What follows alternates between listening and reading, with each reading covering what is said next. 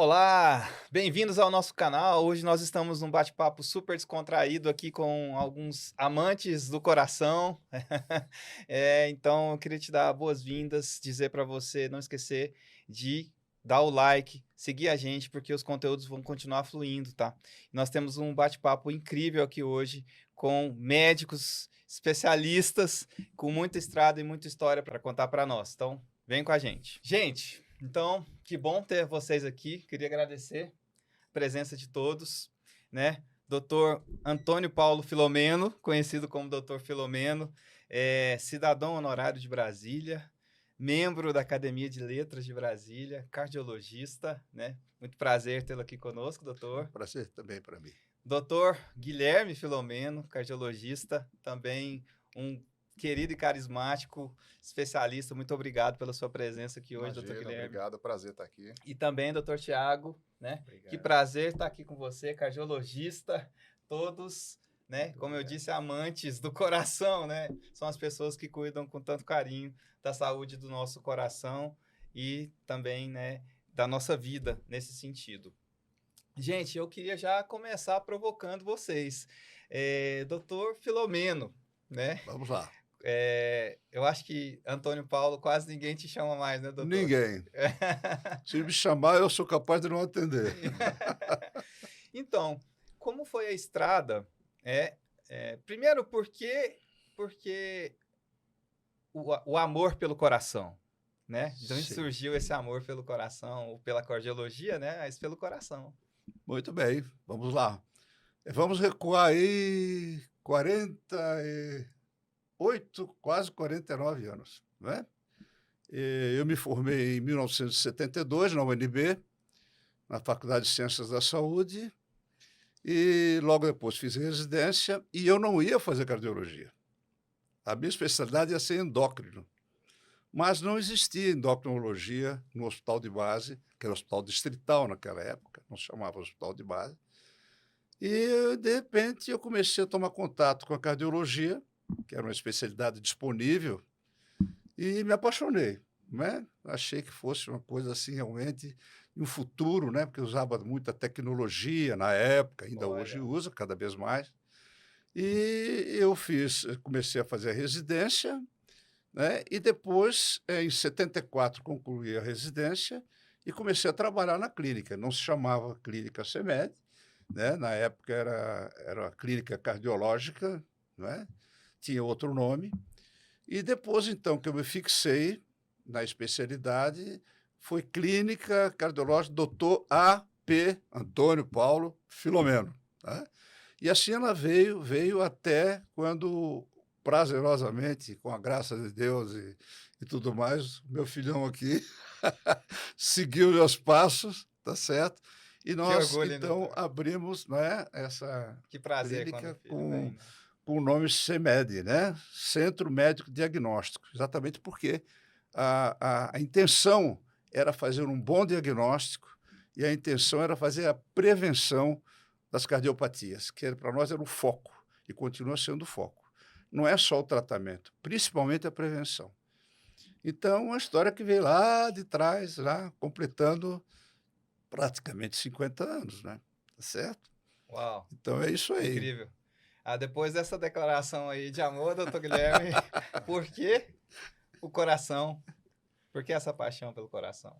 Eu, contato com a cardiologia, claro, né? Começou desde cedo e eu já sabia desde pequeno que eu queria ser médico, né? Eu já gostava, né? Eu, obviamente, tinha inspiração do meu pai. E houve um momento muito marcante, quando eu era pequeno, eu devia ter 7, 8 anos, eu lembro que meu pai sempre deu muito plantão, né? E ele chegou em casa eufórico porque tinha sido lançado um medicamento que desobstruía as artérias do infarto. E eu lembro que ele chegou eufórico dizendo, olha, eu salvei a vida de uma pessoa porque foi lançada uma medicação que é o trombolítico, né? Que até hoje ainda se usa. E eu lembro que ele chegou tão empolgado e falando isso, olha, eu salvei a vida de uma pessoa, que eu fiquei olhando e falei assim, olha, eu quero fazer isso na minha vida também. Então eu quero salvar pessoas também, né? Então, assim, a decisão para mim foi muito fácil. Assim, eu já era inclinado a fazer medicina. Essa vibração E é aí, importante, hein, gente? essa vibração foi uma incrível, empolgação e dali em diante eu já sabia. Olha, eu até durante o curso de medicina, a gente passa por todas as áreas, né? Eu cheguei a falar assim, olha, eu não vou tentar me influenciar, mas quando começou a cardiologia e eu fui apresentado, eu falei assim, não, é isso que eu quero mesmo. A cardiologia é uma área bem objetiva, né? Então, ela tem um funcionamento, assim, bem lógico, né? E isso sempre me agradou, então eu juntei ali o que eu já queria com o que eu fui apresentado. E foi assim. Essa vibração aí é realmente... Eu posso falar que em casa também eu tive muita influência, assim, desses momentos. Eu sei o quanto isso marca, né? Às vezes, pequenos momentos decisivos fazem o nosso coração voltar para aquilo que os pais são apaixonados também, né? E doutor Tiago? Minha paixão pela cardiologia começou mesmo na época da faculdade. Desde as primeiras aulas de anatomia, fisiologia, sempre me atraiu mais essa parte cardiovascular.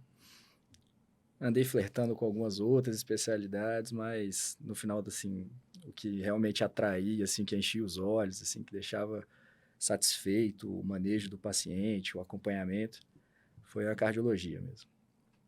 E o que te fez se apaixonar pelo esse coração desse jeito? É uma máquina muito perfeita, né? O funcionamento cardíaco, os ciclos cardíacos e todos os, né, toda a fisiologia e fisiopatologia ligada à própria bomba, né? Ao próprio coração. Eu sou suspeito para falar, né? Mas eu acho muito bonito a cardiologia. Você consegue prevenir doenças cardiovasculares. Uma vez já instalada a doença, você consegue tratar o seu paciente, consegue dar qualidade de vida. E até mesmo quando a gente não consegue tratar, né, ou curar, a gente consegue dar qualidade de vida, que eu acho que é muito importante, né, hoje em dia. E é isso. Gente, então vamos para as perguntas provocativas de hoje, né? Por que os médicos sempre começam mudando o estilo de vida do paciente? Quem vai responder? Eu quero que vocês briguem aí por essa resposta, a primeira. Eu acho que a mudança de estilo de vida, ela traz uma série de benefícios para a saúde do paciente e é algo barato e que não requer nenhum tipo de equipamento, não requer nenhuma sofisticação. Só que basta a pessoa colocar na cabeça que aquilo vai ser importante até para a expectativa de vida dela, né? Como o Thiago falou, para a qualidade de vida, né? Alívio de sintomas e para que a pessoa viva mais, porque viver mais todo mundo quer. O grande problema de mudança de estilo de vida é que isso é o mais difícil na medicina, né? O mais fácil é você prescrever um medicamento. Agora, verdade. a pessoa trocar hábitos já de gerações, hábitos familiares, o que está acostumado a comer, sair da preguiça. Se ninguém faz atividade física, isso é o mais difícil que eu acho na medicina. Quando você faz com que o paciente entenda isso e ele muda o seu estilo, a gente vê o resultado de forma assim praticamente imediata. Então, a gente acredita muito na mudança de estilo de vida, todos nós pregamos isso, e porque a gente vê o resultado, a gente prega aquilo que a gente acredita, né? Então, esse é um dos pilares da cardiologia hoje, né? E qual que é a importância, doutor Filomeno, para assim, essa mudança de vida do paciente, qual que é a importância para o tratamento em si, essa mudança do estilo de vida? Bom, vamos logo falando de outra. Vou dar uma volta nessa sua. É a constatação científica. Perfeito. Isso não é só uma opinião. Perfeito. Tá? Isso é constatado cientificamente. Recentemente, a gente leu e tomou conhecimento que uma simples caminhada, tá? Se você andar 4.000 passos, né, por dia, ou caminhar meia hora, você já reduz de forma significativa a incidência de doença cardiovascular. Só isso. Agora você tem que colocar isso para a pessoa e mostrar que isso é um padrão científico, não é só a opinião do médico. Não, você tem que andar. E outra coisa, não é? As pessoas hoje têm acesso à informação, tá? Muito mais do que antes. Então, elas vão pesquisar se a gente está falando a verdade, não é? Tá certo? Claro que nem todas as informações via informática são precisas cientificamente, mas grande parte são na realidade. É um alerta. Então, você vai, olha, reduz o peso, coma de forma... A boca aceita tudo, não é? tá bom? Se alimente de forma inteligente, né? Porque isso é um ato de inteligência, certo? Como comer bem, não é? Faça Verdade, atividade. O verdade. sono, não é? Procure dormir bem. Hoje o sono tem uma importância astronômica em relação à qualidade de vida da pessoa, ao desenvolvimento de certas doenças degenerativas, como Alzheimer, por exemplo. Quem dorme mal, acorda toda hora, não quer dizer que desenvolva, mas assim, então Há um risco. colocar para as pessoas essas mudanças fundamentais e, como o Guilherme falou, muito simples de fazer, mas que estão enraizadas de uma forma errada nas pessoas. Então, o médico tem essa função importante, não só tratar do ponto de vista terapêutico, mas aconselhar, não é? A mudança estrutural da vida. Inspirar as pessoas, É né? isso aí. E elas, quando elas entendem a importância Entende? disso, eu acho que esse é o papel do médico ali na hora de Sem mostrar sombra de para ela, dúvida. né? Eu acho que, É o, principalmente hoje em dia, que eu acredito que a medicina aproximou muito o médico-paciente, a relação médico-paciente sim, tem mudado bastante, porque eu acho que antigamente, né, era uma relação mais científica, né? Vamos chamar assim. Ou seja, existia uma certa distância nesse sentido. E hoje o médico procura entender o estilo de vida. E aí, para isso, precisa perguntar como que mora, quem mora com você, como que você trabalha, como que é seu ritmo de vida. Então, isso acaba aproximando. E aí, por ser autoridade numa área, né, obviamente importantíssima, que é a saúde da gente, por vocês serem autoridade, acabam influenciando a gente como paciente nessa inspiração. Porque, na verdade, eu queria até fazer essa pergunta para o Dr. Tiago. Como é trabalhar numa empresa familiar como a CEMED, né, que tem esses grandes profissionais, né, e que tem também essa metodologia de aproximar do paciente, de acompanhar o paciente mais a fundo, mais no estilo de vida, para que realmente não só prescrevendo algum remédio que vai ser, obviamente, né, necessário em todos os momentos, como que é trabalhar numa empresa familiar? Eu gosto muito de trabalhar na CEMED. Cheguei à CEMED através do convite do Guilherme, né? Conheci o doutor Filomeno. E, assim, é um ambiente muito prazeroso, né? A gente trabalha com muita satisfação. Esse ambiente familiar não se estende só ao ambiente da clínica, né? Nós temos muitos pacientes que começam a questão... Começou o pai tratando com o doutor Filomeno, passou para acompanhar com o Guilherme, aí filhos, né, começando a acompanhar comigo. Então, a gente tem a oportunidade, né, de acompanhar todo aquele ciclo familiar. Isso é muito prazeroso, assim, de se sentir ali, né, como se fôssemos da família, né? É bem legal. A gente que caminha com a CEMED há algum tempo, a gente percebe como esse pai para filho, né, com os pacientes é importante nesse ciclo de acompanhamento. Isso quer dizer o quê? Que além da segurança que se sente com os profissionais que estão ali, com os médicos, com toda a equipe também, que é uma equipe extremamente experiente, né? Uma equipe muito coesa. E a administração já disse que em toda a empresa, uma equipe vai ser sempre espelho do seu líder. E olha que com qualidades e defeitos, tá, gente? Vocês vão se ver sempre na equipe de vocês, não tem jeito. Então, a gente já sabe que esse aproximar da família é a cara da CEMED, né? Inclusive, assim, algumas estratégias de comunicação, a gente sempre está tratando isso, né? E dentro das tecnologias que o doutor Filomeno falou, que isso também te atraiu muito na medicina, né?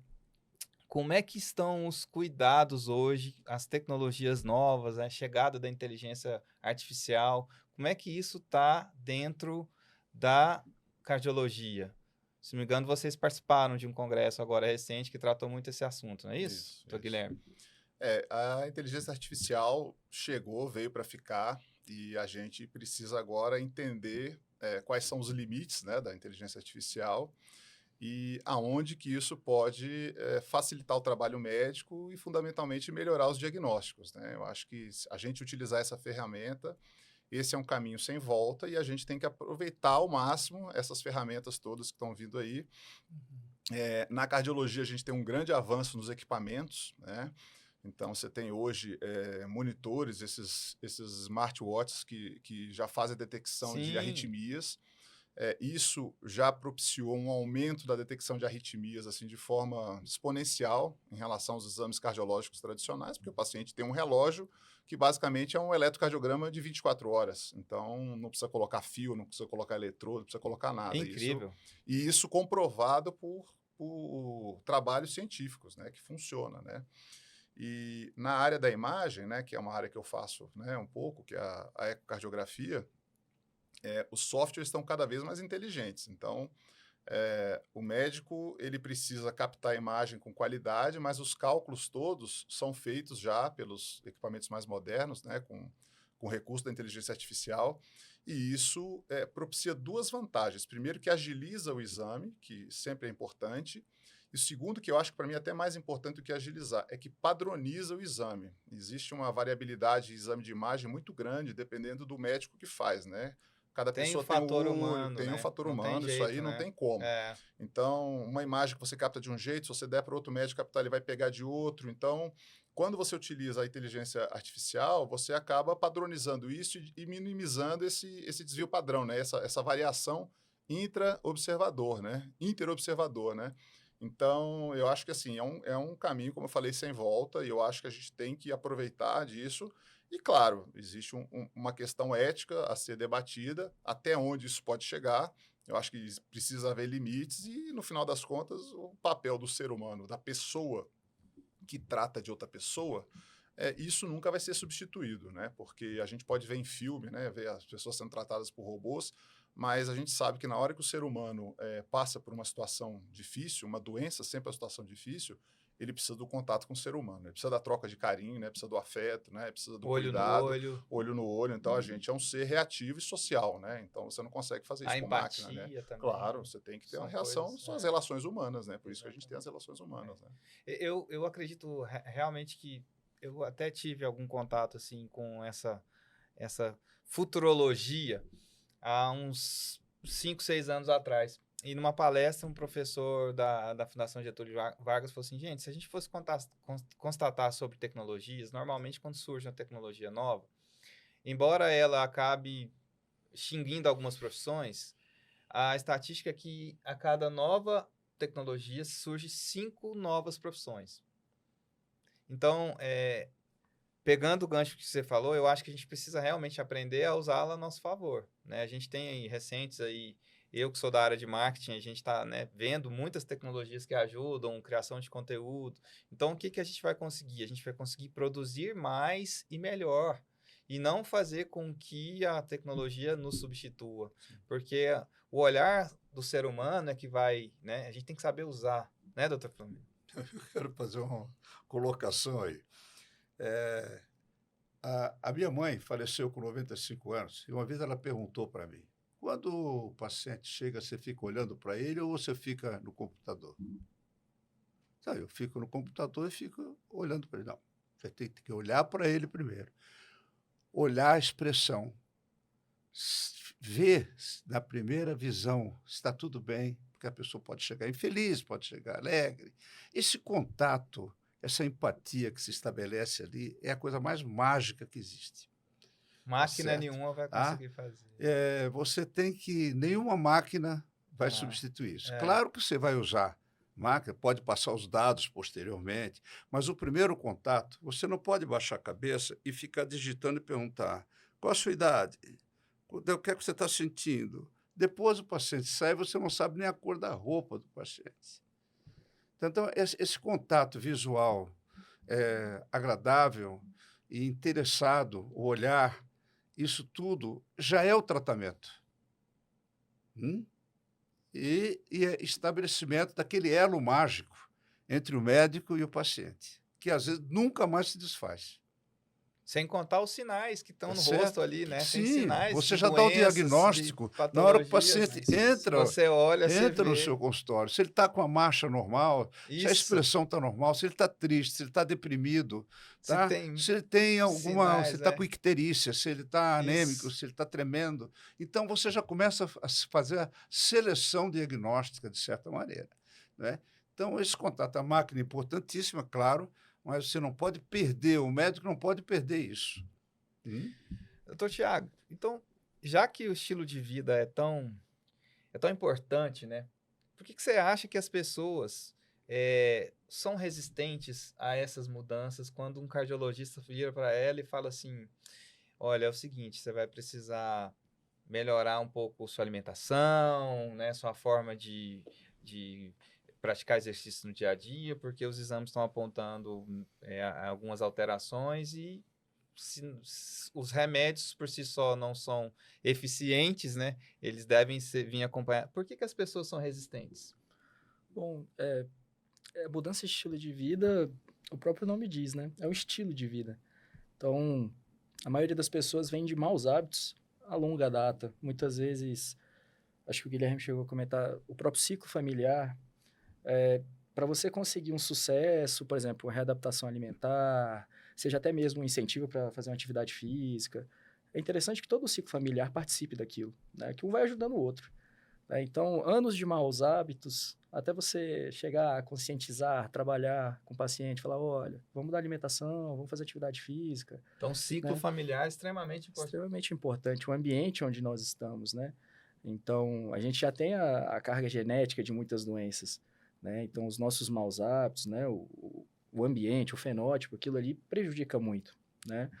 Então, a mudança de estilo de vida é importante para a gente prevenir, né? É muito melhor, mais barato e, assim, né? E melhor para o paciente prevenir do que tratar complicações. Só resolver. Vocês, assim, no dia a dia hoje, considerando que a gente teve pandemia, né? A gente teve uma mudança drástica no mundo inteiro em relação a hábitos. O que vocês, em consequência dessas mudanças, esse é o foco aqui dessa pergunta, o que vocês mais veem no consultório, o que vocês mais tratam, assim, não só relacionado ao estilo de vida, mas no dia a dia de vocês, doutor Filomeno? Olha, a pandemia foi realmente uma tragédia, não é? Isso aí é óbvio, né? As pessoas ficaram em casa, evitou-se ir para a academia, a alimentação mudou, as pessoas iam mais à geladeira pegar coisa e comer, não é? E a própria rotina de vida foi ceifada, foi amputada, né? Tá certo? Isso gerou o quê? Excesso de peso, acomodação, pessoas ficaram com preguiça de voltar à academia, a reintrodução dos exercícios físicos foi mais lenta, né? Então, tudo isso aumentou o nível de hipertensão, né? As doenças que foram doenças mais degenerativas se ampliaram mais por conta de não ida do paciente aos consultórios, né? Tá certo? A verificar os seus problemas e acompanhar os seus problemas. Então, foi realmente uma tragédia grande. Nós estamos tentando recompor isso, quer dizer, trazer de volta um estilo saudável, tá? E colocar isso para o paciente como estilo de vida, não. Vai viver mais, tá? Você vai morrer mais cedo se não fizer isso. Pronto. Tem que ser um pouquinho dramático, não. Tem que ser sincero. Olha, você não faz isso, vai morrer mais cedo. Pronto. As acabou. consequências precisam estar à tem que tona se de forma dito dessa clara, maneira. direta. Não é porque eu ficava mais bonito, mais elegante, mais magrinho, não. Você vai viver mais se você fizer exercício, se você perder peso, se você tiver uma mente mais aberta, dormir melhor, reduzir um pouco a carga de estresse. Você tem que colocar isso mesmo, porque tudo isso foi fruto, em grande parte, claro, não só da pandemia, mas principalmente um fenômeno mundial, né? Sim, sim. Tá certo? Então, essa assertiva, o sedentarismo aumentou, tem que, né? exatamente. As pessoas ficaram mais em casa. E, consequência disso, doutor Guilherme, o que você tem visto de doenças mesmo? Os casos? Quais são os casos que você tem mais tratado, né? Olha, realmente a gente ainda não voltou para a situação pré-pandemia, né? Nós ainda estamos correndo atrás para tentar, pelo menos, deixar parecido com o que estava antes, né? Então, essa em termos questão... de saúde. Em termos de saúde. Então, assim, de uma maneira geral, é fácil perceber, assim, que a qualidade, né, da saúde da população piorou, né? E eu acho, assim, concordando, né, com isso que meu pai falou, eu acho que são dois problemas importantes, né? Então, a queda da atividade física e a piora da alimentação, obviamente, com ganho de peso, né? Isso foi algo quase universal. E associado a isso também uma verdadeira epidemia de alterações comportamentais, né? De ansiedade e depressão, que estão intimamente relacionadas com um pior desfecho das doenças cardíacas. Entendi. Né? Primeiro que ansiedade e depressão são fatores de risco para doença cardíaca. E segundo que elas acabam, quando não são tratadas, prejudicando todo o controle daquilo que a gente chama de fator de risco, né? Fator de risco é toda aquela situação que aumenta o risco. Risco de quê? De ter um infarto, de ter um AVC. Então, essa epidemia a gente ainda vive e isso requer uma abordagem multiprofissional. Não é só do cardiologista, né? Do cardiologista, do terapeuta, do psiquiatra, do psicanalista, do educador físico, do fisioterapeuta, enfim, de todos os profissionais envolvidos na saúde. integração, Tem que né? ser, porque do nutricionista, porque a gente acaba vendo que houve uma piora quase que global de todos os parâmetros. Por isso, inclusive, que essa é uma das explicações por que na pandemia a mortalidade global aumentou. Não foi só Covid. Todo o resto piorou. A parte cardiológica, os pacientes deixaram de se tratar. Quantos pacientes infartaram em casa e ficaram em casa com medo de ir para emergência? Quantos pacientes deixaram de fazer diagnóstico de câncer porque pararam de fazer Ou os seja, a exames preventivos? saúde mental é que foi todo o regente Sim. desse grande aumento E de isso se outras refletiu doenças. na saúde orgânica, né? Como todas as Sim. outras áreas, né? E então, até trazendo um pouco para dentro de casa, nos diferenciais ali do CEMED, o que a gente tem ali de diversidade de profissionais? Quais profissionais a gente tem lá hoje? Olha, a nossa equipe conta, né? Somos 3 cardiologistas clínicos, né? A gente tem um angiologista, né? Que é angiologista cirurgião vascular, que é uma área também muito afim com a cardiologia, né? Porque são os estudos circulatórios, só que circulatórios periféricos, né? E ajuda muito, porque as doenças são parecidas e os fatores de risco estão muito ligados. Nós temos uma pneumologista, a doutora Cristiane, o angiologista, o doutor Marcos, a pneumologista, a doutora Cristiane, que a pneumologia e a cardiologia, praticamente, o sistema coração-pulmão é praticamente um só, né? O coração bombeia, mas ele bombeia o sangue oxigenado. Se o pulmão não oxigenar direito, não adianta o coração estar bom e vice-versa. Então, a pneumologia é uma especialidade também muito próxima da cardiologia e a gente tem isso integrado no serviço. E nós tem os exames? Temos exames, temos a prova de função pulmonar, a oximetria de pulso, fazemos polissonografia, toda essa investigação que a pneumologia faz, nós temos isso disponível lá no CEMED. E nós temos a nutricionista, né, a doutora Ana Clara, que faz a avaliação nutricional dos pacientes e é a que tenta ajudar exatamente nisso que a gente acha o mais difícil, né, que é a mudança do estilo de vida quando se aborda a reeducação alimentar. Esse é um ponto, um dos mais importantes, né?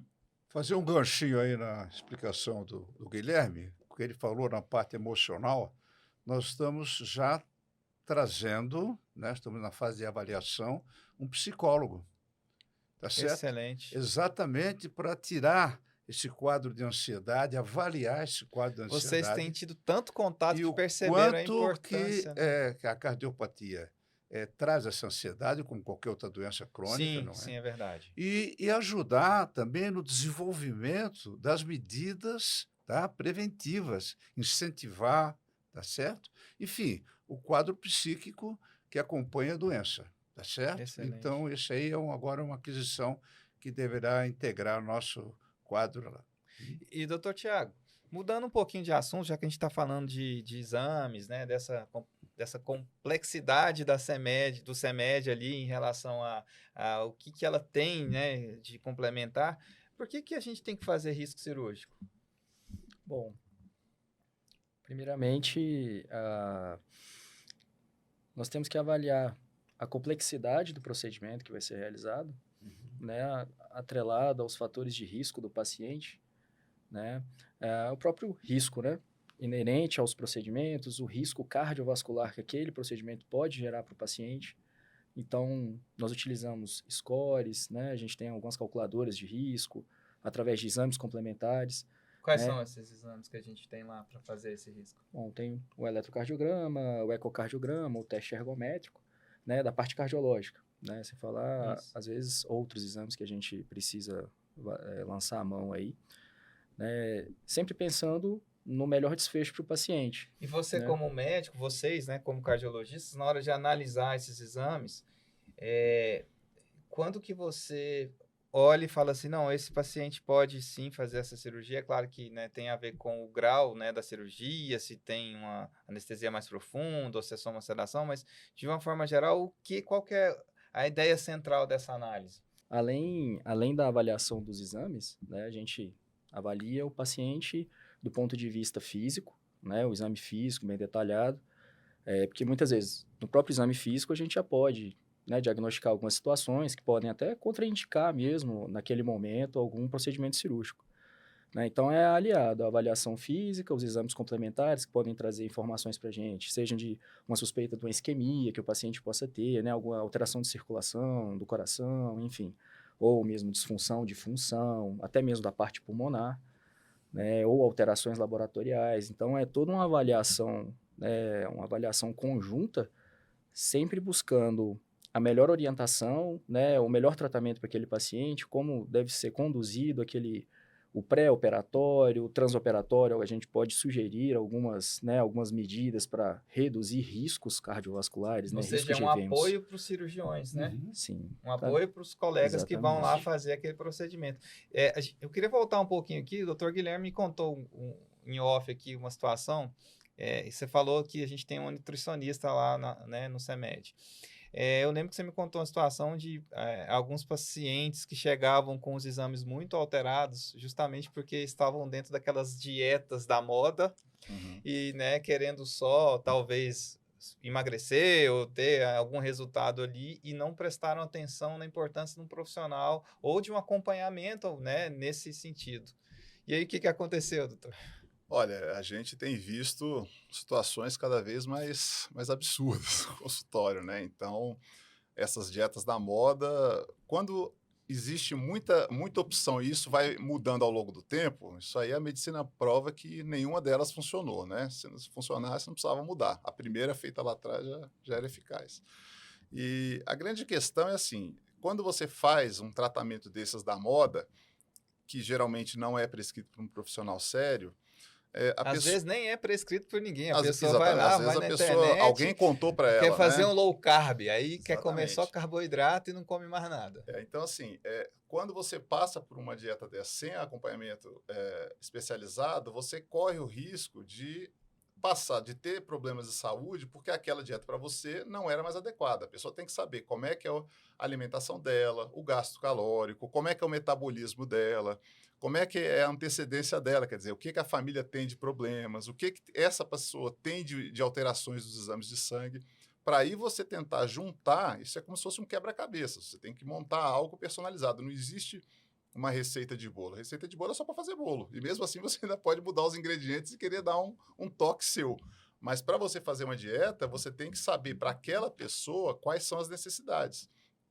Eu sempre lembro que a gente vê pacientes que começam a fazer uma dieta, por exemplo, que você mencionou, a low carb, começa a ter uma ingestão muito grande de proteínas, de gordura. É a mais comum que eu vejo. Você vai dosar o colesterol desse paciente, o colesterol está altíssimo, mas é uma coisa óbvia, né? Você aumentou demais a ingestão de gordura saturada, então, e de gordura de origem animal, né? Que é a mais rica em colesterol. Então, se a pessoa não se atentar a isso, ela pode até perder peso, só que isso não se sustenta a longo prazo e isso pode acarretar consequências muito piores. Ou seja, perder peso não significa ter saúde. Não, de forma alguma. Então, esses cuidados a gente precisa ter sempre em mente, porque cada pessoa é uma, cada pessoa reage de um jeito a um medicamento, a gente vê isso na medicina com muita frequência, e os efeitos, eles são muito, como se fosse uma impressão digital, você tem que entender como é que aquele organismo funciona para prescrever uma dieta, até para prescrever dieta existe uma ciência por trás daquilo ali. E o que vocês, as doenças cardíacas mais comuns hoje no Brasil, que a gente pode ajudar as pessoas que vão ouvir aqui, né? O que normalmente... por que se tem essas doenças e como que a gente pode preveni-las, doutor Filomeno? Hoje o grande problema é a hipertensão, né? É a doença que mais incide, né? E grande parte da população mundial, né? Eu não vou falar no Brasil porque as nossas estatísticas eles têm uma certa, não digo falha, mas não são tão precisas como nós gostaríamos que fosse, né? Mas mais de 30% da população tem níveis de pressão elevados, né? E isso é um fator de risco importantíssimo, porque geralmente são assintomáticos. E dá para prevenir isso? Claro, tá? Exatamente pela mudança do estilo de vida primeiro, não é? Quando não se consegue só com isso, então tem uma gama de terapêuticas que são terapêuticas bem confiáveis, né? Desde que bem prescritas, e você consegue controlar esses níveis de pressão e a pessoa com a pressão controlada ela passa a ter um risco muitíssimo diminuído, quase igual às pessoas que estão normotensas. Então, a hipertensão hoje é uma grande preocupação pelo fato de ser assintomática em grande parte, a maioria das vezes. Ninguém percebe, a não ser que já esteja... E tem outra grande preocupação nossa, é o diabetes, né? Que vem avançando, né? E exatamente pela mudança do estilo de vida, as pessoas estão obesas, as crianças estão obesas, tá certo? Grande parte das crianças, alimentação processada, alimentação inadequada, por mais que se tente explicar, não há uma coisa consistente assim, tá certo? Que possa, assim, digamos, em nível de comunicação. Por que a televisão não tira 5 minutos, tá certo? E dá um briefzinho, olha, você está bem, está fazendo isso, está fazendo aquilo, uma coisinha pequena, curta, mas não mas faz. nós estamos aqui para fazer isso hoje. Pois é, então nós estamos aqui para fazer isso hoje. Exatamente. Tá certo? Essa então, provocação que a gente quer fazer. Eu fico muito preocupado aqui, só não quero me estender muito, é que os veículos de comunicação têm que ser mais atuantes no auxílio a essa prevenção. Tá certo? Nisso eu concordo. É possível fazer mais, né? É possível fazer mais, não é? Porque as pessoas querem saber. Tá? Não é só ir no celular e pesquisar, né? Mas tem que ter a palavra do médico, isso é importante, do especialista. Como autoridade. A gente até teve, né, principalmente na TV aberta, a gente já teve alguns casos de médicos participando de quadros, isso a gente percebe o quanto isso foi importante para a população, né? Principalmente quem não tem muito acesso à informação, às vezes está num lugar mais isolado, tá? Eu tenho mais uma pergunta aqui para o Dr. Tiago. Por que não é mais incomum pessoas com menos de 40 anos sofrerem infarto? O que está acontecendo com a gente? Olha, a gente vai até ser um pouco repetitivo, né? Mas tudo começa com esses nossos maus hábitos, né? De hoje em dia, né? A obesidade, o sedentarismo, que aí desenvolve uma hipertensão, um diabetes, que são todos fatores de risco, além do tabagismo. Hoje em dia, até que a gente vinha conseguindo combater mais o tabagismo, e aí lançaram uma cigarreira eletrônica aí, que agora... que beleza. Então, assim...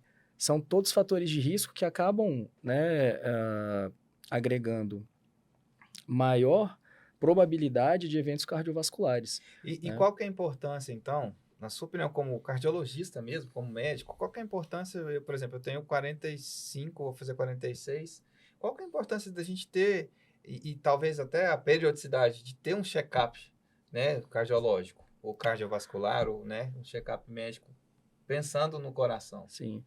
Bom, a prevenção é o que a gente gosta de fazer, né? É isso que a gente tem que fazer, prevenir. Então, a gente só vai conseguir fazer isso através, né, da avaliação sistemática do paciente, né, conseguindo orientá-lo, otimizando terapias que venham a ser necessárias. E isso a gente consegue com esse acompanhamento regular.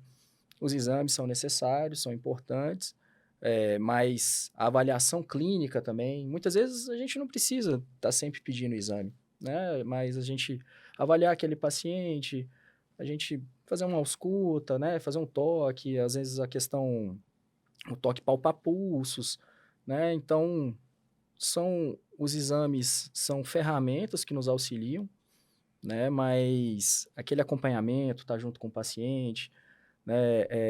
Reavaliar, começamos tal medicamento, volta daqui a um mês, vamos ver qual a ação desse medicamento, né? Então, é prevenir, né? Agir na prevenção. E doutor Guilherme, puxando esse gancho aqui, né, desse ciclo de prevenção, quanto tempo demora fazer um check-up? Vou usar o meu exemplo. Uma pessoa mais ou menos de 40 e poucos anos. Quanto tempo demora? Você chegou lá, independente se tem ou não problema. Olha, na realização dos exames? Todo, o check-up todo. Olha, lá na clínica a gente consegue, em grande parte dos pacientes, manter uma dinâmica de você faz a avaliação dos pacientes, se for necessário a gente solicita alguns exames e a gente consegue, né, na maior parte dos pacientes, conseguir fazer um retorno aí dentro de 14 dias, né? Muitas vezes até com uma semana. Alguns pacientes a gente consegue dar até o retorno no mesmo dia. E a realização dos exames, quando são os exames feitos lá na clínica, a gente tenta fazer com que o paciente vá ao mínimo possível, a gente tenta condensar os exames de uma forma que fique prática, né, até por conta de deslocamento, de trânsito, né, das distâncias. E em uma manhã ou em uma tarde, em questão de 2 horas, 1h30, a gente consegue fazer a maioria dos exames, e os exames laboratoriais são feitos à parte, são feitos nos laboratórios, né, já de análises clínicas, mas a gente consegue ter um prazo assim bem curto para fazer a avaliação e dar o retorno para o paciente. Eu acho que esse, inclusive, é um dos diferenciais da clínica, né? A gente preserva por fazer os retornos dentro do prazo que está estabelecido aí, de acordo com os planos de saúde, ou de acordo mesmo com o que se faz na prática, né? Então, não costuma demorar, não. Ah, então, assim, eu costumo dizer que a gente precisa conhecer, né, o nosso organismo. A gente só consegue conhecer o organismo se a gente, né, examiná-lo, né, nesse sentido Exato. médico, de saúde, né. Então, puxando o gancho aqui do que o Dr. Tiago falou, acho que essa é o grande X da questão quando você fala de prevenção, né. Quem que vai olhar para você e vai falar, seu coração é assim, seu organismo é assim, né, até porque a gente tem as nossas doenças, né. E aí eu queria perguntar propositalmente para o Dr. Tiago aqui, porque eu quero fazer um ciclo com ele que chegou recente, tá? Para ele não ser influenciado por vocês. Eu queria perguntar, assim, depois, quanto tempo de cardiologia, doutor? Bom, eu finalizei a especialização em 2021, né? Formei mais um pouquinho antes, assim, Aham. finalizei a graduação em Então, bem no olho do 2011. furacão, né? É, em 2021 que eu finalizei a cardiologia, então estou aí com um pouco mais de 2 anos de cardiologia. Então, nesse tempo né, no tempo de estudos também você já estava ali atuando de alguma forma, aprendendo, né, atuando, que é assim a medicina, né, gente? O que você mais aprendeu até aqui? Eu estou trazendo de propósito para você, porque eles têm mais experiência, eu já Com sabia disso. certeza. Bom, acho que a primeira coisa, uma coisa que o Dr. Filomeno, né, já havia citado, é a relação médico-paciente. Muitas vezes você tem condições que são irreversíveis, que você às vezes vai dar só um acalento ou realmente alguma coisa que você não tem o que tratar. E às vezes ali aquele olho no olho, aquele contato com o paciente, muitas vezes, ainda mais com o advento dessas doenças, né, dessa crise emocional que a gente viveu nos últimos anos aí, muitas vezes aquilo é o que o paciente precisa naquele momento, né? O calor humano, O né? calor humano. Seguindo nesse gancho, é tocar o seu doente, né? Examinar. Acho que não é só ficar atrás do computador conversando e pedindo exame, né? Pede exame, próximo. Né? Eu acho que o tratamento individualizado, você dá para o seu paciente aquilo que ele precisa de verdade. Não é ficar vendendo fórmula mágica, Não, é o que os trabalhos científicos mostram para gente, que a gente continua aprendendo, que a gente vem se atualizando, tentar dar o nosso melhor para o doente. Eu acho que ser humano, né? Ser mais humano, eu acho que é A isso. empatia, né, faz a gente sentar ali naquela cadeira e falar, poxa vida, se eu tivesse ali, como que eu gostaria de ser tratado? Acho que esse é o grande X, né? Ou como eu não gostaria também, né? Sim. E agora vamos seguir a sequência do mais jovem, tá, doutor Filomeno? Você me desculpe, que eu não quero que você influencie eles, tá? Doutor, e você? O que você mais aprendeu? Qual é o aprendizado que você trouxe na cardiologia? Olha, eu tô com 21 anos de cardiologia, né? E ao longo desse tempo, 2 pontos me chamaram bastante atenção. Um é que a gente não pode ser muito afoito em relação a medicamentos e a novas tecnologias, até que a gente tenha uma comprovação de que realmente aquilo ali faz mais bem do que mal, né? Nessas 2 décadas, a gente já viu medicamentos que prometiam ser milagrosos e foram suspensos do mercado porque aumentava a mortalidade. A gente viu exames que prometiam fazer milagres também em relação à detecção de doenças e depois não eram tão bons assim. Então, uma das coisas que eu aprendi é assim, a gente tem que ser um pouco São Tomé, tem que ver para crer. A gente tem que ter a comprovação científica, mas nada como a prática para você saber se realmente aquilo ali é eficaz e ver como é que os pacientes se comportam, né? Porque quando você lança o medicamento, tem que esperar alguns anos para você saber se realmente Ainda aquilo tem ali é um eficaz. comportamento Ainda humano tem, por trás, a total, pessoa que não toma o remédio completo. direito, que não segue a Sim. prescrição, não segue as E orientações. tem efeitos que vão aparecer depois de alguns anos de lançamento do mercado, né? Quantos medicamentos nós já Exatamente. tivemos que foram suspensos depois de alguns anos já e que a gente usava e não imaginava, né? Então, isso é algo que sempre me chamou atenção.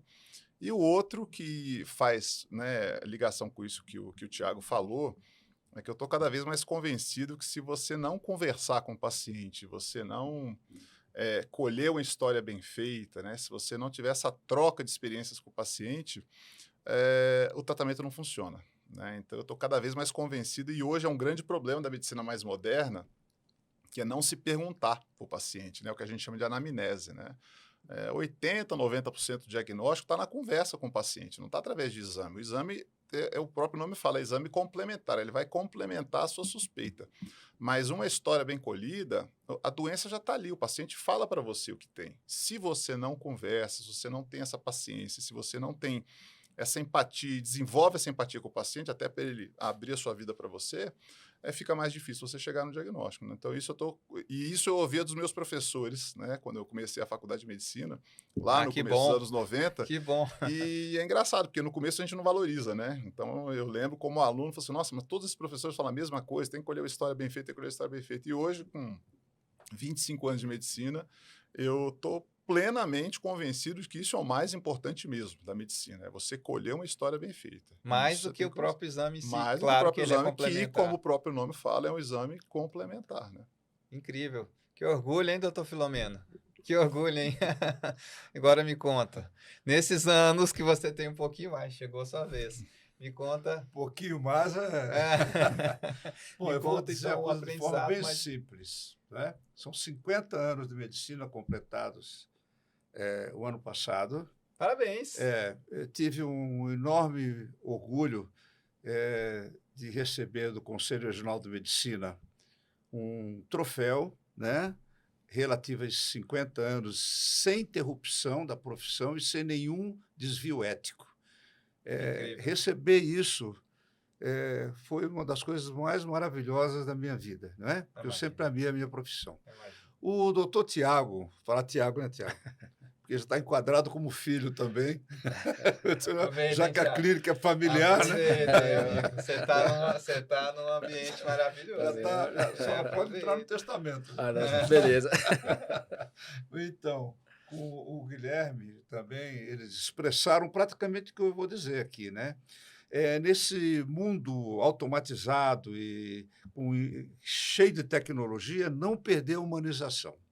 Tá? Humanizar cada vez mais a medicina, porque o paciente precisa cada vez mais disso, tá? Certo? É fundamental isso. Essa foi a experiência que eu aprendi ao longo desses 50 anos, não é? Certo? Humanizar mais a medicina, ser mais humano, mais companheiro do paciente, mais partícipe das emoções dele, tá certo? Do aconselhamento que ele precisa.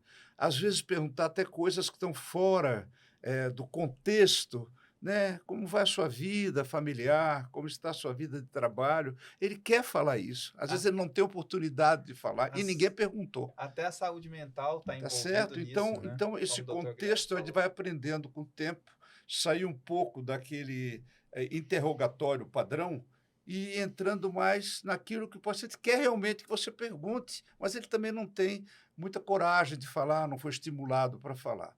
Então, os dois queridos amigos e colegas falaram o principal, mas eu queria só acrescentar essa humanização progressiva e que o tempo também traz esse conhecimento, tá certo? Essa habilidade de conversar, tá certo? A experiência. E isso eu não quero perder nunca.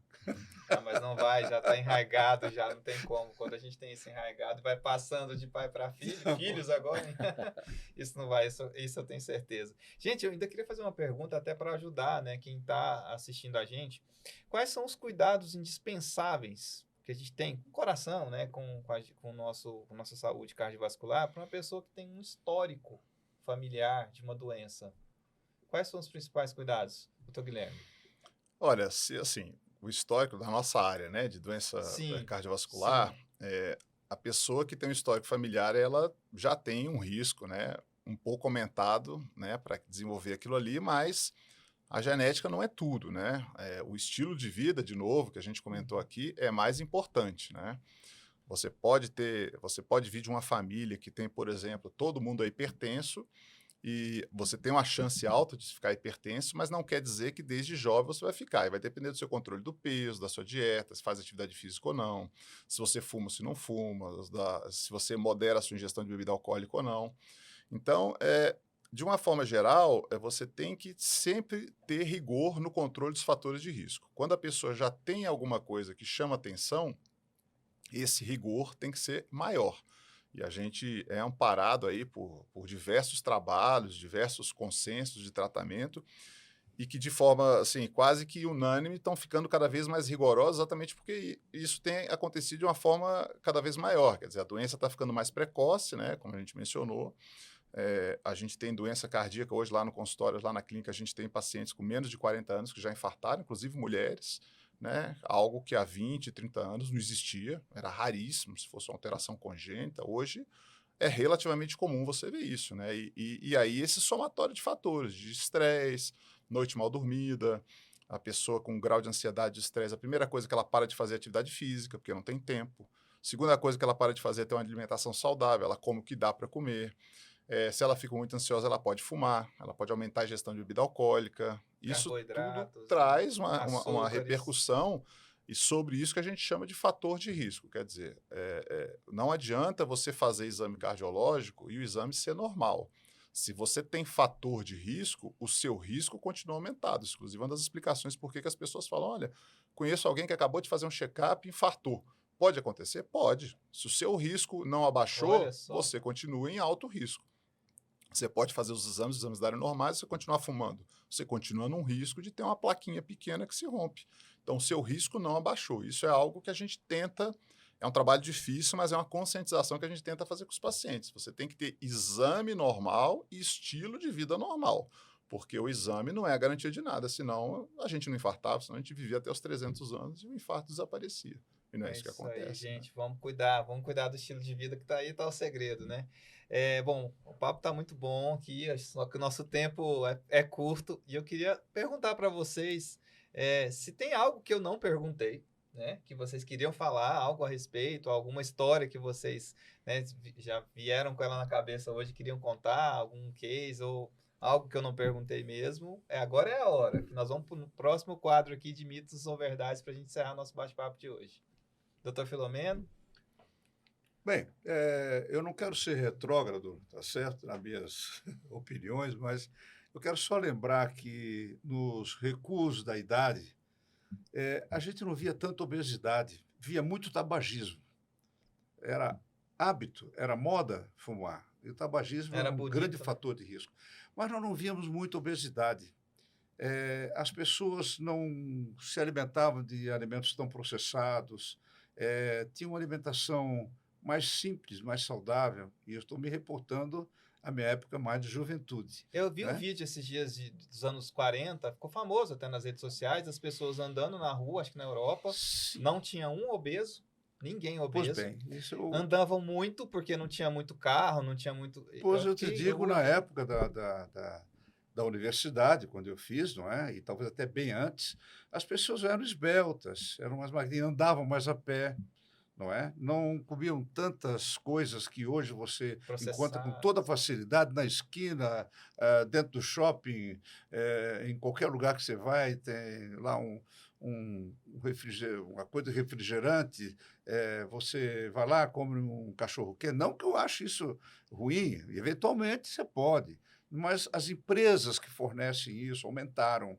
não é? Esse tipo de alimentação. Você tem mais oferta, a vida também ficou mais dinâmica, você já... Não, eu vou comer aquilo ali porque não tem tempo de almoçar. Como o Guilherme falou, né? Na época mais recuada, existia mais um perfil de organização dessas coisas. E isso refletia no peso, na longevidade, de certa maneira.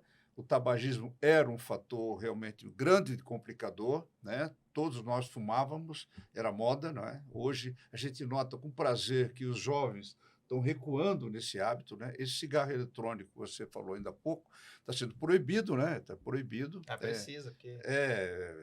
Fuma-se escondido, mas pode ser chamado a atenção, um proprietário de um restaurante pode chegar lá e dizer, olha, o senhor não pode fazer isso, que é contra a lei.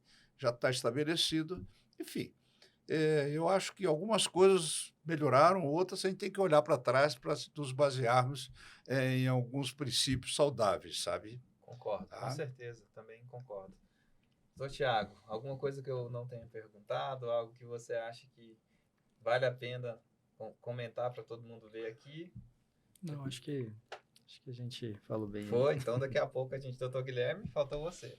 Eu acho que é isso, é a gente que tem que bater na tecla sempre da prevenção, né? Eu acho que esse é o que mais nos motiva, né? E a cardiologia, né, como o Thiago falou, quando a gente vê o resultado do tratamento, né, quando a gente vê aquele paciente que seguiu as orientações, pode ter tomado algum medicamento ou não, mas enfim, quando ele colhe os frutos, né, dessa mudança, isso é muito prazeroso, né? Então, se você tiver 20 pacientes que não seguiram, mais um que seguiu, e você vê os resultados, seja no peso, no condicionamento físico, nas taxas dos exames de sangue, sobre o valor da pressão arterial, isso eu acho que é o grande combustível que o cardiologista tem para continuar trabalhando. Porque um caso desse, ele vai lembrar sempre, olha, funciona, né? Mas tem que ter persistência e tem que ter disciplina para isso.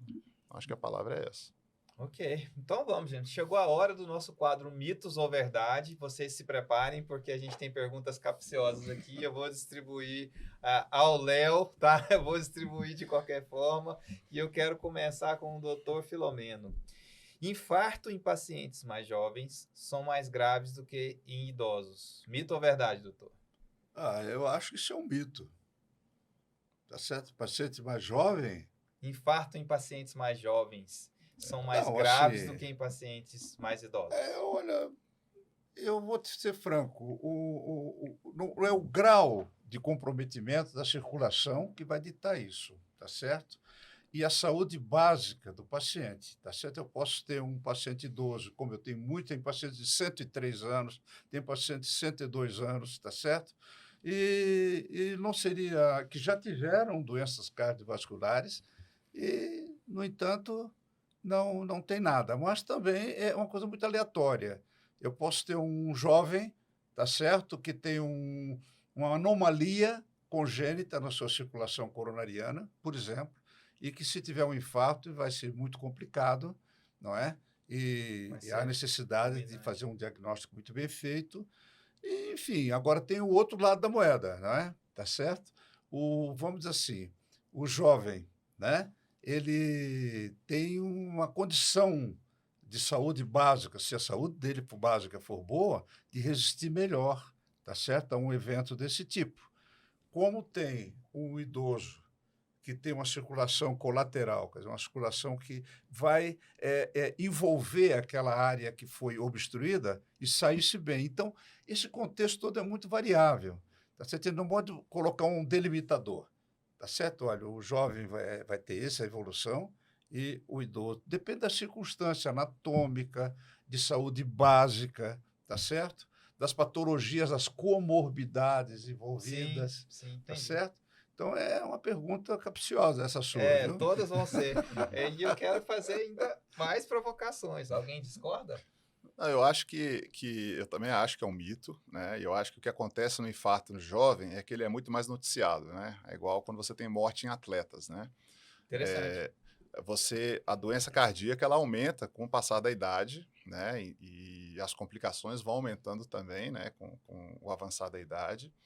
E tirando essas situações específicas, né, que o Dr. Filomeno comentou a respeito da circulação colateral, desses idosos, né, que ou eram muito ativos, ou ainda praticam atividade física, e têm uma certa proteção, em geral, o idoso sofre muito mais com infarto que o jovem, né, porque ele tem menos reserva, né, então o acometimento do coração é um coração já debilitado pelos anos, né, então, em geral, ele sai pior. Agora, cada caso é um caso, né, você tem um paciente jovem, e quando você tem um jovem que teve um infarto e por fatalidade evoluiu para uma morte súbita, e isso aparece, eu só faço essa analogia no consultório, eu sempre conto a história da queda do avião e acidente de carro. Quando cai um avião e morrem 300 pessoas, morre de uma vez. Todo mundo lembra do acidente de avião.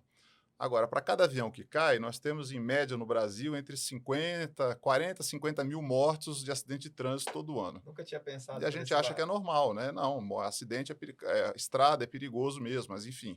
Quando cai um avião, a gente lembra. Então, essa analogia da morte do atleta e do infarto no jovem, eu sempre dou esse exemplo. Assim, olha, aparece muito mais porque é algo mais chocante, né? Mas se porque você não é comum, né? Não é talvez, comum, então isso tem uma explicação maior, né? Numa corrida, em alguma coisa assim, né?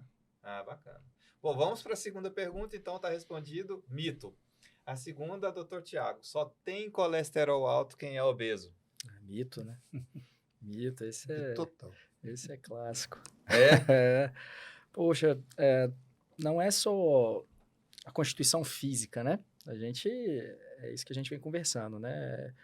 Temos herança genética e temos os nossos fatores ambientais, né? Então, tem muito paciente no consultório que a gente chega lá, o paciente do IMC bom, e quando você vai ver, a gente tem os casos de hipertrigliceridemia familiar, enfim, que nem sempre estarão ligados ao excesso de peso. Não que o excesso de peso seja bom, mas isso é um mito. Alguém discorda? Não, esse é um mito mesmo. Corretíssimo. Esse tá em alta agora. Esse eu quero ver. O Faustão furou a fila do transplante. Mito ou verdade? Isso é um ponto importantíssimo para a gente abordar, porque o grande problema hoje no Brasil em relação a transplantes não as estruturas, tirando os locais mais afastados, as cidades menores, mas em grandes cidades as estruturas estão prontas. O grande problema é na doação de órgão. A gente ainda encontra uma grande resistência de parcela da população em fazer doação de órgãos. Gente, por quê? E existem Eu não consigo explicações entender. religiosas, existem explicações sim. familiares, mas o que não deixa de ser um grande absurdo é a regulação das vagas de transplante, né, da fila de transplante. Isso é um critério muito rigoroso, né, porque, como eu falei, você tem vários critérios para isso ser feito e todo mundo que está na fila está grave. Né? Se você não tivesse grave, você não estava na fila de transplante, você estaria tomando algum medicamento. Boa. E o que a gente sabe, né, é muito difícil um médico julgar um caso quando você não participa dele. É impossível, na verdade, né? Mas, assim, o que a gente sabe é que o caso dele era extremamente grave, né? E ele já estava fazendo hemodiálise. O paciente que está fazendo transplante cardíaco já está fazendo hemodiálise porque o coração já parou mesmo, né? Então, é uma questão, assim, de vida ou morte, né? Se ele não fizesse o transplante, ele ia morrer, né? E eu acho, né, eu acredito que nos últimos anos houve um controle muito grande, né, nas indicações e no respeito à fila de transplante, porque eu acho que isso tem que ser passado para a população, né, para que as pessoas acreditem no controle do SUS, para que haja, né, realmente o órgão para a pessoa que precisa. E eu acho e eu creio que o que ele deu foi muita sorte, né, de aparecer um órgão compatível. Até porque ele não era o primeiro, né, tinha uma outra pessoa, parece que uma moça, né, mas que não era o mesmo tipo sanguíneo. Então, assim, isso é uma loteria. Já explica, né? Isso é ganhar na Mega Sena, né? Na verdade, se você estiver no lugar certo, na hora certa, você vai ser beneficiado, né? Porque isso é muito sério, porque, assim, se você tira da fila, você salva uma pessoa, mas você está escolhendo quem vive e quem morre. Exatamente, né? Você vai fazer uma escolha que não lhe cabe, né? Então, eu acredito que seja isso, que tenha sido isso que aconteceu mesmo, sem saber os detalhes da informação, porque isso é sigilo médico, né? Ele e o médico dele que vão saber os dados, né? Temos uma tréplica, doutor Filomeno? Não, só um ganchinho. Estou brincando. É porque não é só a compatibilidade, é também a estruturação anatômica do doador com a do receptor, tá? Você não pode pegar o coração do Faustão com um coração de um vizinho e encaixar ali, não é assim. Tem que ter uma certa... Aquilo é feito um estudo, não é? Não só da compatibilidade, então, os critérios são da estruturação anatômica do doador, tá certo, e do receptor. Certo? Então, tem alguns critérios importantes. E pode ser que essa estruturação tenha coincidido de forma positiva. E um ponto importante na escolha. Que o Faustão, né, já não era um garoto, né? Então, voltando àquela história do que a gente comentou a respeito do idoso, né? Ele tem mais de 60 anos e você passa pior, né, numa situação dessa, que você precisa de um coração novo, do que um paciente jovem, né? É aquilo que a gente falou da reserva. O paciente tem menos reserva. Um exemplo é essa questão dos rins, que pararam de funcionar porque o coração não estava bombeando sangue. Então, são condições diferentes que muitas vezes mostram a gravidade do caso, né? Todos os casos são graves, mas dentro dos graves você tem os graves, os muito graves, os gravíssimos, né? Então, existe essa diferenciação, né? Ok, vamos para mais uma pergunta. Não está aqui, então não adianta você querer colar, tá bom, doutor Tiago? Vamos lá, mito ou verdade? Mulheres têm mais risco de infarto do que homens? Olha, eu vou falar que é mito, mas a gente vem percebendo uma mudança no padrão disso aí, né, nos últimos anos.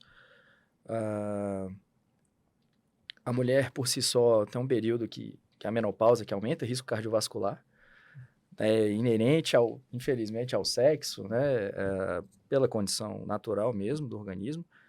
Mas a gente vem notando uma mudança no padrão dos pacientes, né? A gente vem observando cada vez mais infarto em mulheres jovens, né? A gente tem algumas condições ligadas a estresse que mimetizam infarto, enfim. Então, eu falo no momento mito, mas pode ser que em alguns anos isso, infelizmente, venha a mudar ou equilibrar com o sexo masculino, assim. Tá ligado? Maus hábitos, fatores de risco, né? Mas, por enquanto, eu diria mito. E aí, foi convincente, gente? Alguém discorda? Não, eu acho que é isso mesmo e até é um dado interessante. Foi um congresso esse ano agora que foi feito um levantamento da mortalidade por infarto no Brasil nos últimos 20 anos, né? Com os dados do DataSUS, né? Que é o Como órgão estamos? do SUS. A única classe que... O homem ainda infarta mais do que a mulher, isso em todos os países, né? Mas essa diferença tem ficado cada vez mais próxima, né? Essa diferença tem diminuído, né? O número de casos de doença cardíaca na mulher tem aumentado. E, por incrível que pareça, o único grupo que aumentou a mortalidade por infarto nos últimos 20 anos, em geral a mortalidade caiu porque os tratamentos melhoraram, os medicamentos melhoraram, os hospitais estão mais capacitados, né? Você tem mais campanha. Então, como regra geral, no mundo, a taxa de mortalidade por infarto vem caindo ao longo dos anos. É um avanço da medicina. Mas no Brasil, o único grupo que teve aumento foi mulher até 49 anos. Então, isso fala muito sobre isso que o Tiago falou. A gente tem observado que nessa corrida, muitas vezes dupla jornada, tripla jornada, e na mulher, essa questão do estresse, da ansiedade, isso é muito importante, né? E muitas vezes esse é o único fator de risco que tem para desenvolver a doença. Até então, ligado à nossa cultura, tá né? ligado Onde à a nossa mulher cultura. está ali, como você disse, né? Sim. Muito ligada culturalmente ali a triplas jornadas, né? Porque Sim. tem casa, tem, né? Quando é casado tem o casamento, enfim, Sim. é uma questão cultural. Doutor Filomeno, você está discordando? Pode falar. Eu estou discutindo. Eu só quero colocar uma questão até um pouco assim, fora do contexto aqui. Eu escutei uma conferência, naquele momento de relax, antes de começar a fazer, todo mundo fala, diz, São os coisa, melhores. né? Por que existem 2 viúvas para um viúvo? Você conhece muito mais viúvas do que viúvo. Isso foi um momento assim, Me pegou agora, hein? todo mundo ficou assim, pô, eu nunca tinha pensado nisso. Ninguém nunca pensou, verdade. Mas, então é uma coisa interessante, né? Martelo Claro. batido, então, mito, né? Eu quero fazer o último aqui desse quadro. Eu acho que o doutor Filomeno vai gostar, mas eu quero a participação de todos, como foi até agora. Coração dos atletas de alta performance é mais utilizado e, por isso, dura menos. Mito ou verdade? Veja bem, quando se fala coração de atleta, você tem que ver se o coração de atleta é uma característica do esforço muscular, tá certo? Mas não necessariamente patológico, tá certo? Tá? Ele tem uma hipertrofia ventricular do lado esquerdo, digamos assim, mais por questão de esforço pelo trabalho muscular contínuo e progressivo, às vezes, mas não significa que aquilo seja doença de forma alguma.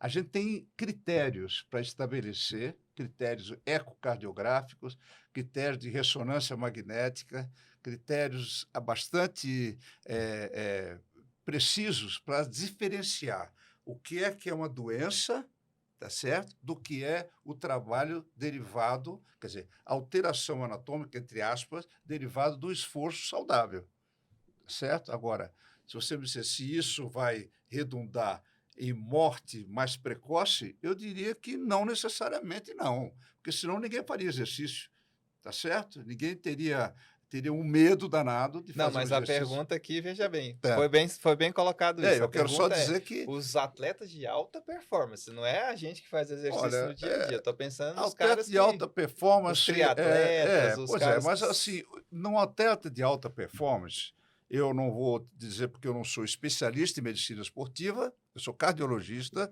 tá? Eu quero dizer o seguinte, que a alta performance não necessariamente vai trazer uma patologia, tá certo? Agora, se você me provocar mais ainda, Tá? Eu vou te dizer que eu tenho muita preocupação com os maratonistas, tá certo? Tá? Eu tenho preocupação porque existem algumas evidências muito leves, vamos falar assim, para não apavorar os maratonistas, certo? Que um esforço contínuo, tá, de 42,x quilômetros, tá, corridos, que não é bem uma coisa fisiológica. Tá? E Foge ao quem estiver me natural, né? escutando que for maratonista vai ficar aborrecido comigo. Vai não. Mas eu Tem acho cuidar mais. eu acho que a alta performance significa que você tem uma boa saúde, tá? Que você tem um coração saudável, tá? Você tem que fazer um trabalho muito bem feito de diagnóstico para essa pessoa desenvolver essa alta performance e tem métodos de investigação que pode dizer se aquele indivíduo pode fazer alta performance ou não. Tá certo? Tem como diferenciar boa. isso, tá certo, de uma coisa fisiológica, de uma coisa patológica. Antes de E começar. que nós sabemos que tem atletas, nós vemos isso em campo de futebol, o cara morrer de repente, cair, aquele já tem uma patologia, claro, tá certo? Por que os outros não têm isso? Tá certo? É porque ele já tem uma alteração estrutural no coração, ele já tem uma alteração arrítmica, predisposta à arritmia no coração, tá certo? Então, eu respondo dessa maneira. Tá? Não quer dizer que seja alta performance que ele vai ter, de forma alguma. Vai ter que ter uma avaliação muito bem feita e um acompanhamento. Entendido. Alguém discorda? Só complementando o que o Dr. Filomeno falou, que, né, a questão talvez seja a maneira, né, o acompanhamento, muitas vezes a adequação de treino, né, através de métodos complementares, como o teste cardiopulmonar, que você consegue adequar o tipo de treinamento para cada pessoa, né? Então, só complementando isso mesmo, mas... Doutor Guilherme? Eu acho que essa diferenciação entre o que é uma alteração própria da atividade física, né, mais intensa, e até onde que isso é saudável, e quando isso se transforma realmente numa doença, isso é o fundamental, esse é o nosso papel, né? A gente sabe que o coração, quando ele fica sobrecarregado, né, quando a pessoa treina a mais do que devia, ou por uma característica genética dela, ou porque o próprio treinamento está muito mais intenso, isso a longo prazo pode trazer alterações no coração que vão geralmente acarretar uma mortalidade mais precoce, né? A gente costuma dizer, olha, dando o exemplo do maratonista, por exemplo, você até vê de vez em quando na televisão um maratonista de 80, 90 anos, nós até temos no consultório um maratonista de 80 e poucos anos. Que bacana. Mas, em geral, você não vê, principalmente os atletas de elite, né? Não os amadores, mas os atletas de elite, você não vê uma expectativa de vida tão alta quanto a população geral que faz atividade física moderada. Isso tem uma explicação, né? Então, tudo que é em excesso, né, faz mal, né? Sedentarismo, obviamente, faz mal, mas a atividade física também em excesso, e quando ela se transforma em patológico, com essas alterações que a gente pode detectar no coração, isso a longo prazo geralmente acaba abreviando a expectativa de vida, né? Agora, como os dois colegas aqui falaram, nesse acompanhamento a gente pode promover até uma redução da carga, a gente pode promover um certo grau de destreinamento, e muitas alterações são reversíveis. Então, você pode ter a normalização por completo do coração se aquela carga de treinos que estava excessiva começou a causar problema, né? Agora, se não, se a pessoa está bem, saudável.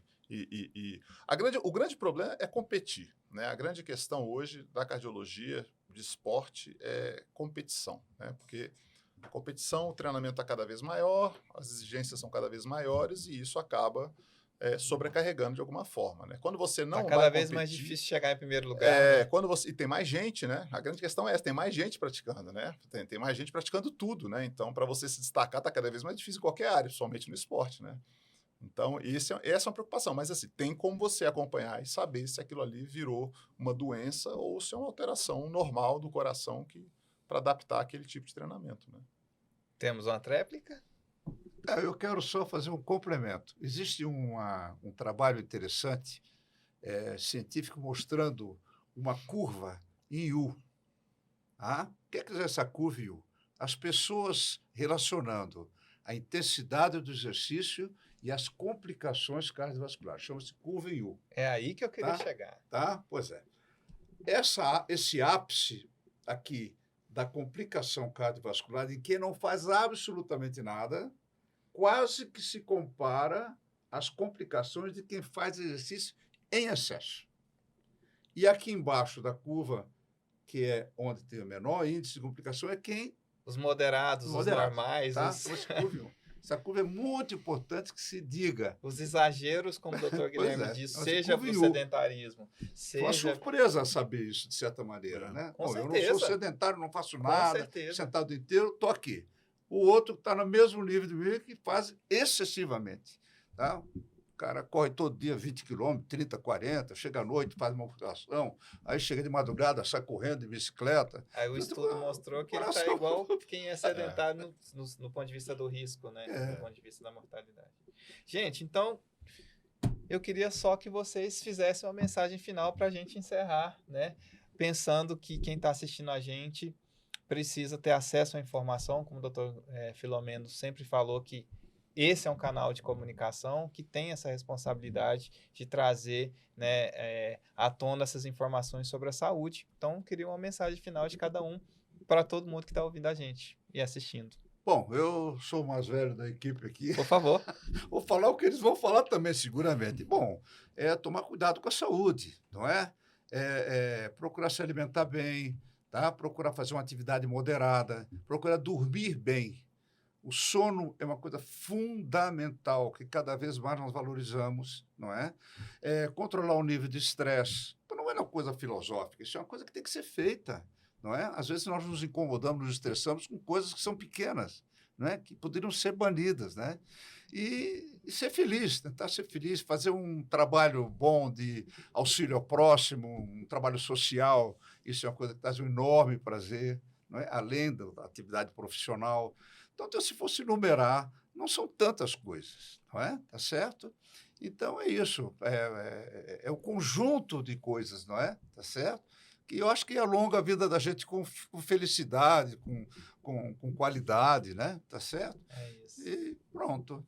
Eu acho que é isso, na minha opinião. Vamos seguir essa hierarquia, então, aqui, o contrário, que no começo eu fiz, né? Do doutor Tiago para lá e doutor Guilherme. Eu acho que não é difícil a gente fazer prevenção de doença cardíaca, né? As medidas são simples, né?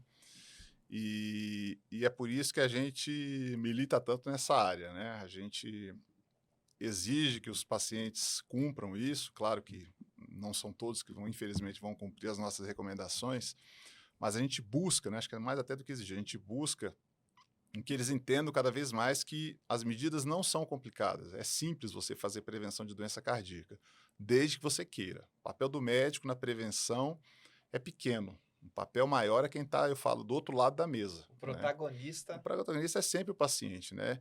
E, na dúvida, sempre pergunte para o seu médico. Eu acho que esse é um ponto fundamental. A gente está hoje na era da informação sem dono, né? Hoje você acha a informação do jeito que você quiser e dependendo do que você quer ouvir, você procura aquela informação que mais te convence. Então, eu acho que assim, na dúvida, pergunte para o seu médico de confiança se aquele tratamento realmente é eficaz, se aquela medicação funciona, se tal medida de estilo de vida é realmente eficaz, porque eu acho que quanto mais sintonia a gente tiver, mais chance de ter um bom resultado na prevenção a gente vai ter. Uau! Isso. Doutor Tiago, por favor. Tá bom. Isso é um pouco repetitivo, mas acho que, né, aliado ao doutor Filomeno, que o Guilherme falou, né, o que eles falaram, é isso, investir na conscientização dos pacientes, né, na prevenção de eventos, orientação, né, a gente está à disposição, né, se a gente puder ajudar, como o Guilherme falou, é uma felicidade para nós também ver a saúde do paciente, o bem-estar que o acompanhamento e o tratamento causa aquele paciente. Então, acho que é isso, é a prevenção em primeiro lugar, e a gente está à disposição para estar acompanhando, esclarecendo dúvidas e tratando o que for necessário. Ok. Doutor? Eu posso dar uma sugestão? Fique à vontade, por favor. Uma coisa mais assim, relaxante, talvez, mas por que não se pergunta aos colegas qual foi o fato mais pitoresco e mais exótico dentro da sua atividade médica que ocorreu nas suas vidas profissionais? Por favor, me conte essa história. Ele que vai falar, porque ele tem mais fatos humorísticos. Os 50 anos de profissão Os seus 50 anos de profissão. foram 2, tá? Então, eu acho bem interessante falar, porque quem vai me escutar... Por favor. Primeiro foi a cura de uma dor de cálculo renal, chegada no alto de um horário, madrugada, num pronto-socorro, através de uma barata. É o quê? Então, vou explicar. Através de uma barata, né? Barata é um ser vivo, tal, que poucas pessoas gostam, né? Eu detesto, tenho verdadeiro pavor. Tá? Eu quero ver qualquer coisa, eu não quero ver uma barata. E esse paciente chegou de madrugada com uma dor enorme. Eu fui atendê-lo. E quando eu estava atendendo, eu olhei na persiana e vi uma barata. E a minha atenção imediatamente se desviou do paciente. Que é impossível também. Eu olhando a barata, com medo dela voar na minha direção. Exatamente. Sim, porque era verão, você sabe que a barata, não é? Tem aquele conjunto de asinhas, né? E na hora H, ela, infelizmente, voou na minha direção. Eu dei um pulo da mesa, o paciente não estava vendo, porque a barata estava atrás dele, tá certo? Ele deu um berro, ele achando que o médico é maluco. Né? Então, de vez em quando ele dá um pulo, sai da coisa, e eu saí atrás da barata e ele me ajudando. Aí ele percebeu que era uma barata e ficamos atrás, ela escondia, jogava sapato e tal, até que matamos a barata. E ele disse assim, coisa estranha, a minha dor desapareceu. Não sei se ele tinha estresse isso também. E assim, mas o senhor não quer, não, vamos medicá-lo. Não, eu até aceito ser medicado, mas eu não sei por que, com essa movimentação toda... Expeliu a pedra? Deve ter expelido a pedra, onde então a dor passou. Na movimentação. Esse foi o primeiro episódio, né? Quer dizer, uma cura através da barata, um negócio assim, meio estranho. A segunda foi o atendimento a um cão. Eu estava de plantão, chegou um paciente no pronto-socorro. Veterinário? Não, pronto-socorro, eu estava de plantão. Aí chegou um paciente cardiológico. Com um cão nos braços, um pastor alemão, né, belíssimo, ele é um senhor. E a enfermeira me chamou e disse, olha, tem um senhor com um cão nos braços aí. Eu disse, senhora, mas deve ter errado aqui, não é hospital veterinário. Sim, não, mas ele disse que o senhor precisa ver o cão. Bom, a gente sabe que a fisiologia e a fisiopatologia são muito semelhantes. O cão tem catarata, tem aterosclerose, tem diabetes, né? Tem tudo. Praticamente, eu não digo todas as doenças, mas grande parte das doenças. Aí disse, olha, faz o seguinte, era um domingo à tarde, o movimento estava tranquilo, e ele chorando, senhor, eu sou salve meu cachorro, por favor. É a única pessoa que eu tenho na minha vida. E eu olhei, o cachorro estava espumando pela boca, e eu disse, esse cachorro está fazendo um edema agudo de pulmão, tá certo? Que alguma coisa. Então, eu coloquei o estetoscópio no peitinho do cachorro, cachorrão, né? E vi que tinha uma certa arritmia e que o pulmão estava tomado, estava bem congesto, né? Que estava fazendo realmente um edema agudo de pulmão. Aí eu mandei para a senhora, o seu carro é aquele lá? Então o senhor vai lá que eu vou levar algumas coisas para ajudar. A enfermeira minha, que estava também em movimento, estava muito tranquilo, foi lá, levou uma gilete e raspou a patinha. Eu levei um diurético, tá? E levei uma medicação que é para melhorar a contração da bomba, né? Peguei lá, só não pude levar oxigênio, porque não era possível. Injetei as 2 medicações, tá? E o cão começou a urinar abundantemente, né? E com isso foi secando o pulmão. E eu sei que esse senhor, depois disse, não, fica aí um pouquinho aí, depois eu venho escutar de novo. O pulmão ficou mais limpinho, porque estava urinando, né? Salvou a vida do cachorro. Não, ele foi embora depois de 1 hora e pouco. Não, encosta o seu carro aqui, nós vamos acompanhar. O movimento estava tranquilo, eu vinha de vez em quando e olhava. Aí chegou um momento e disse, olha, o cachorro está até abanando o rabinho, foi embora. Tempos depois, eu recebi uma caixa de vinhos e um bilhete, uma carta belíssima, dizendo que eu tratei o cão como se tratei um ser humano. Tá certo? E que ele jamais ia esquecer, vida, né? Tá certo? Aquilo, e que é assim que deve ser. A gente deve olhar os animais que a gente ama como olha os seres humanos. deu a vida, né? Olhou para a Pois vida, é. né? Eu não sei se o cão viveu muito tempo depois, mas eu sei que naquela hora ele foi embora já Conseguiu abanando o resolver, rabinho de cara, felicidade. salvou a vida dele ali, né? Então, 2 fatos pitorescos, né? Gente, histórias muito incríveis. Deve ter muita, né? Depois dessa.